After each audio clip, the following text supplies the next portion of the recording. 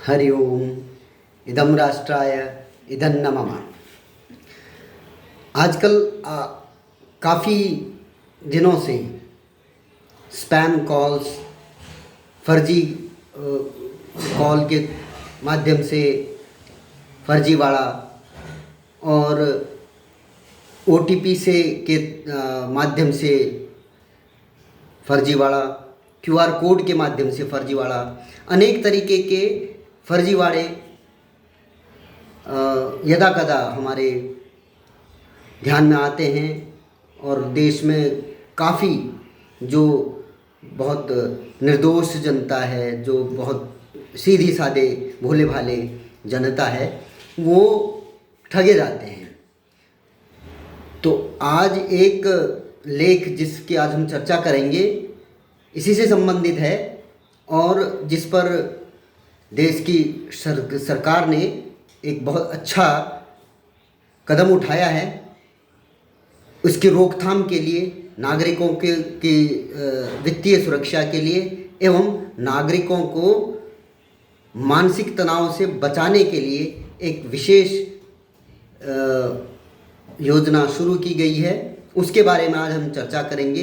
पथिक संदेश के नवंबर माह के इस अंक में ये जानकारी छपी है। मैं इससे पहले कि ये लेख पाठन प्रारंभ करूं, आपसे अनुरोध है कि इस चैनल को आप सब्सक्राइब करें, इस पोस्ट को लाइक करें और अपने मित्रों को भी साझा करें। लेख में लिखा है कि देशवासियों को नई सुविधा, स्पैम कॉलों और फर्जी एसएमएस से छुटकारा। आपके पास एक हथियार होगा जिसके माध्यम से आप इन फर्जी कॉलों को रोक सकते हैं। केंद्र सरकार ने नागरिकों की सुविधा और सुरक्षा के लिए स्पैम कॉल और एसएमएस को रिपोर्ट करने के लिए एक सरल प्रक्रिया का अनावरण किया है। सरकार के दूरसंचार विभाग ने इस पहल के तहत नागरिकों को स्पैम कॉल्स और एसएमएस से बचाने के लिए संचार साथी पोर्टल के माध्यम से 3 आसान स्टेप्स में शिकायत दर्ज करने की सुविधा दी है। इससे अब आम जनता किसी भी अवांछित कॉल या संदेश से होने वाली परेशानी को सरलता से सरकार तक पहुंचा सकेगी। संचार साथी पोर्टल पर जाएं। सबसे पहले नागरिकों को संचार साथी पोर्टल पर जाना होगा। यह पोर्टल सरकार द्वारा स्पैम कॉल्स और एसएमएस पर नज़र रखने और रिपोर्ट करने के लिए डिज़ाइन किया गया है। इसे किसी भी वेब ब्राउज़र पर खोला जा सकता है। दूसरा है सिटीजन सेंट्रिक सर्विस टैब में चक्षु पर क्लिक करें। पोर्टल पर जाने के बाद जब आप वेबसाइट खोलेंगे, उसमें जाने के बाद उपयोगकर्ता को सिटीजन सेंट्रिक सर्विस नामक टैब दिखाई देगा। ऊपर अलग अलग सर्विसेज दिखाई देती हैं, जिसमें सिटीजन सेंट्रिक टैब होगा। उसमें जाके इस टैब के तहत चक्षु नाम का एक विकल्प होगा। जब आप वहाँ पर जाएंगे तो नीचे और विकल्प खुल जाएंगे, उसमें चक्षु नाम का विकल्प होगा। इस पर क्लिक करने के बाद नागरिकों को के सामने एक नया पेज खुलेगा जहाँ वे स्पैम कॉल और एसएमएस से की जानकारी भर सकते हैं। स्पैम कॉल या एसएमएस का विवरण भरें। चक्षु पर क्लिक करने के बाद नागरिकों को स्पैम कॉल्स या एसएमएस से संबंधित विवरण दर्ज करना होगा। इसमें कॉल या एसएमएस की तारीख, समय, संबंधित फ़ोन नंबर जैसी जानकारियां भरनी होंगी। एक बार यह सब जानकारी आप दर्ज कर देते हो तो इसे सीधे तौर पर विभाग को भेजा जा सकता है। इससे होगा क्या कि जैसे हम उसकी जानकारी भरेंगे तो ये जानकारी उस एक सेंट्रलाइज्ड डेटाबेस में चली जाएगी और वहाँ से उनकी ट्रैकिंग होने लगेगी कि ये भाई इसने आज इनको स्पैम किया है, तो संभवतः ये औरों को भी स्पैम कर रहे होंगे। तो वो तुरंत उस नंबर पर, उस व्यक्ति पर कार्रवाई करने का काम शुरू कर सकते हैं। तो ये एक बहुत अच्छी सुविधा है और इस सुविधा का लाभ सरकार की कोई भी योजना आती है, कोई भी सुविधा आती है, उसका लाभ तभी होता है जब जन सामान्य उसका उपयोग करना प्रारंभ करें। अगर सामान्य उसका उपयोग सही तरीके से कर लेते हैं तो वही सुविधा वरदान की तरह हो जाती है। अन्यथा सुविधाएं बहुत सारी सरकारें ले आती हैं, परंतु उनका सही और सटीक उपयोग जो उसके लक्षित उपभोक्ता हैं उन तक नहीं पहुँचे तो ये भी अपने आप में एक असफलता रहती है।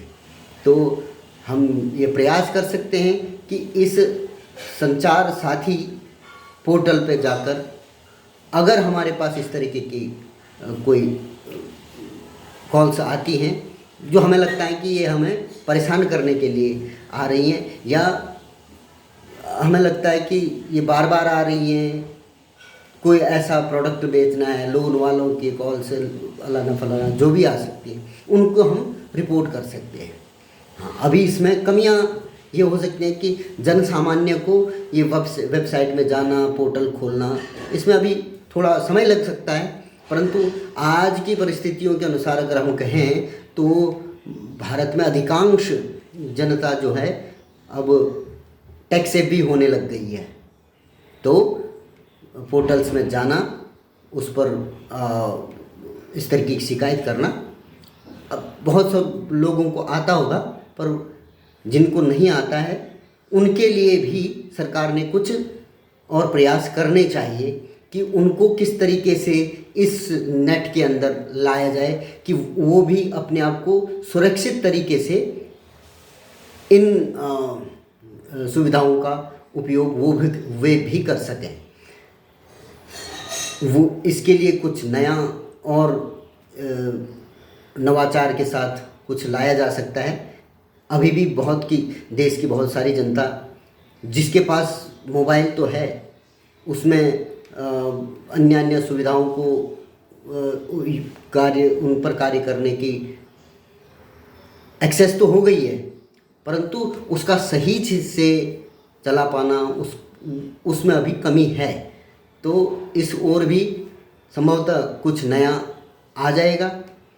मैं इसको एक सकारात्मक प्रयास कहूँगा कि एक अच्छा प्रयास जागरूकता लाने का और अपने अधिकारों को जानने का और अपने अधिकारों के निमित्त हम क्या कर सकते हैं उसका एक छोटा सा उदाहरण है।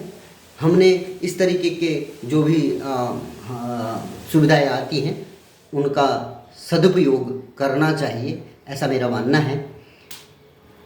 ये पथिक संदेश पत्रिका, इसमें जैसे मैंने पहले भी बताया कि नियमित रूप से कुछ न कुछ नया सीखने को मिलता है।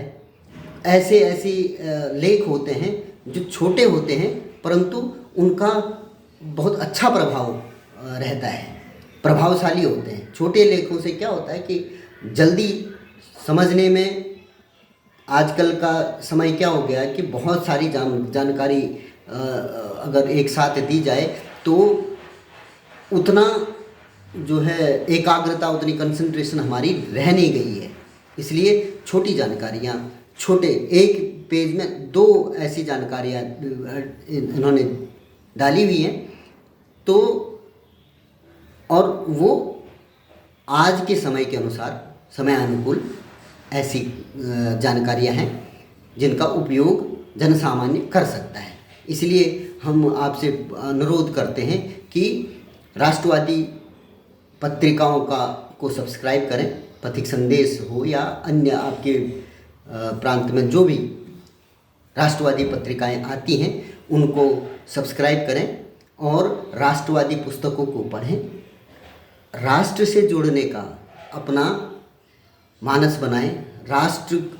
आपने राष्ट्र के बारे में सोचना है।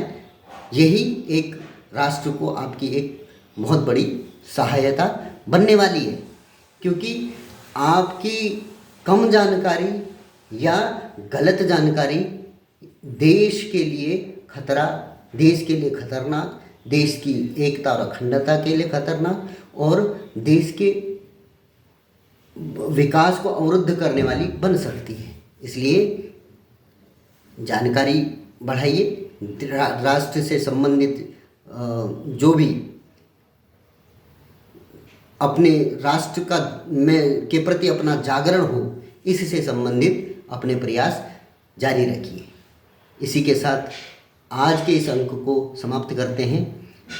पुनः किसी और लेख पाठन, किसी और लेख के साथ आएंगे अगले लेख पाठन अंक में। तब तक के लिए धन्यवाद। जय श्री राम।